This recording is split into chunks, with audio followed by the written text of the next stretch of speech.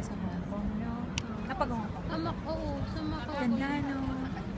Yung Hong Kong Island, saka yung kabilang side. Ang ganda pag gabi. Puro ano rin. Eh, yung natapos, isang tulungan lang. Ay, hindi pa kayo nakapag-Symphony of Light sa KL?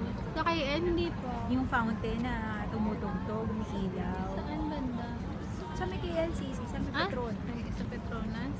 Ayan, Hindi, meron pa yan. May ilaw, oh. Hindi pa kami humahada dun. Yun, gusto ko ipahanap yung pelikula na yun.